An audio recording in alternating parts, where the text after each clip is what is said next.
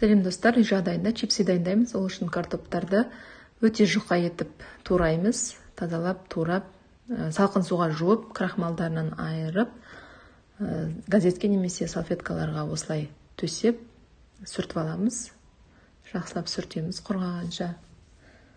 Содан кейін қызып тұрған майға кішкене ғана қызарғанша қуырып аламыз. Қатты қызарып күйіп кетпесін. Өйткені духовкаға салып, тағы да пісіреміз. Қытырлау үшін. Бәрін қуырып алғаннан кейін противенге салып, бетіне қалауыңызша тұз, немесе дәмдеуіштер себуге болады. Мен тұз ғана септім.